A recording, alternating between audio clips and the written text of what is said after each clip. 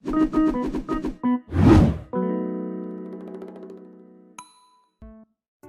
guys, it's Protendo, and what? Huh? Okay, needless to say, I didn't expect the Animal Crossing Direct to deliver as much as it did. In fact, I didn't expect to see a quarter of this stuff returning. As you guys may or may not know, I had given up on expecting anything substantial from New Horizons up until the announcement of the Nintendo Direct dedicated to the game. At that point, I began to suspect that the upcoming update would be more substantial than the ones that were released over the past year, but even then, my hopes were relatively low. Brewster, gyroids, maybe a couple of quality of life updates if we were lucky. I really didn't expect anything more than that. But instead, we received a presentation that completely blew me away.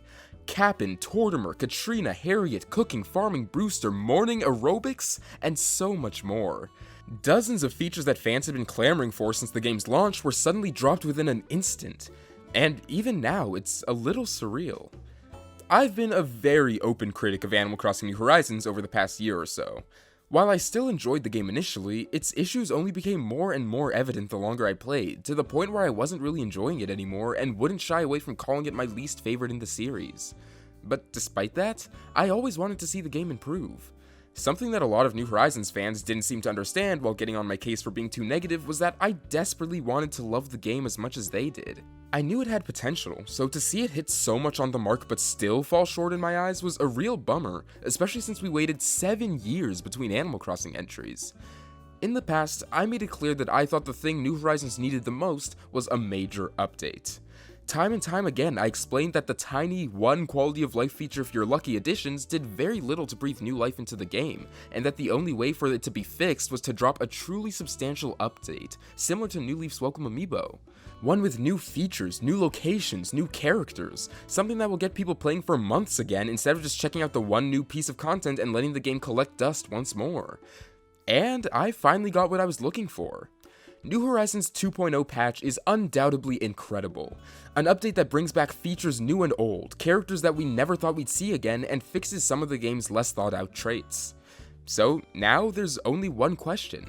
Does 2.0 save Animal Crossing New Horizons? Well, the answer is a little complicated. Animal Crossing New Horizons is a very flawed game, at least in my eyes. I'm not going to sit here and list every single issue I have with it because that would be incredibly redundant and honestly really obnoxious considering what the point of this video is. But needless to say, it would be a miracle for this game to be completely fixed with a single update when some of its problems run so deep. And save is a very strong word. 2.0 clearly packs an insane punch, and it's difficult to fully assess the update when we don't have it in our hands yet. Did Nintendo add tons of new villager dialogue? Did they make the DIY system bearable instead of being kind of a mess? At this point in time, we really can't say. But while the update might not save the game in terms of correcting all of its issues, it very much improves it, majorly. And that's really all I wanted. This was never about trying to see New Horizons rise above all its predecessors and magically become my favorite Animal Crossing game. As much as I'd love for that to occur, the game is so fundamentally different in its priorities than everything that came before that I've always known it could never really beat New Leaf for me, or even City Folk and Wild World for that matter.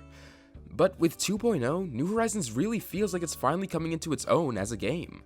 It might not be the game that I or some of you are in love with, but it's clearly one that means a lot to millions of people and has now become a much better version of itself.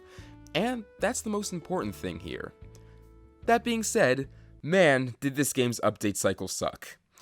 With New Horizons finally getting some decent content, you of course have a lot of people looking to bash anyone who complained about the game and its updates before, simply because a larger one was being worked on in the background.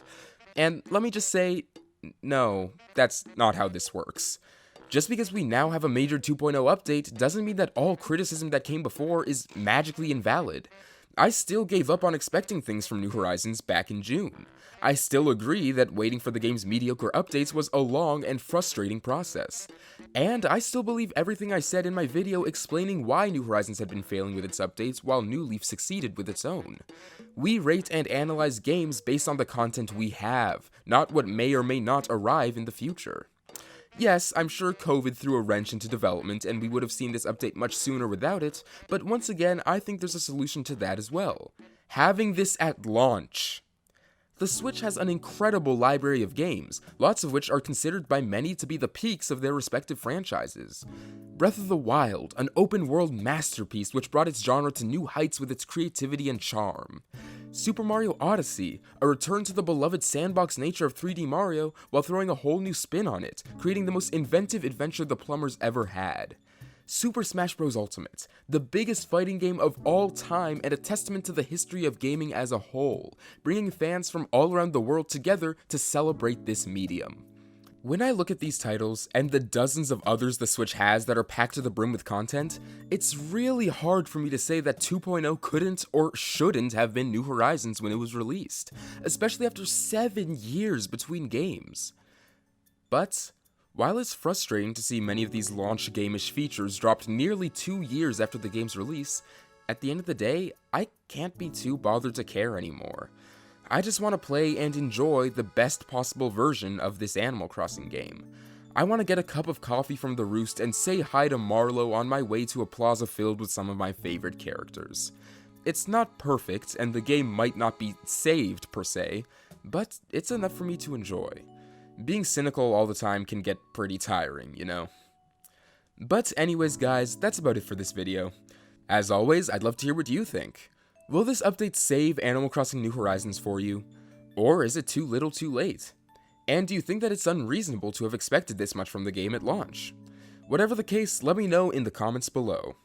Now, if you'll excuse me, I have to get back to writing my Animal Crossing New Leaf review, which I'm sure won't be incredibly long or difficult to finish by November. Chapter 82. My Best Friend Rossetti.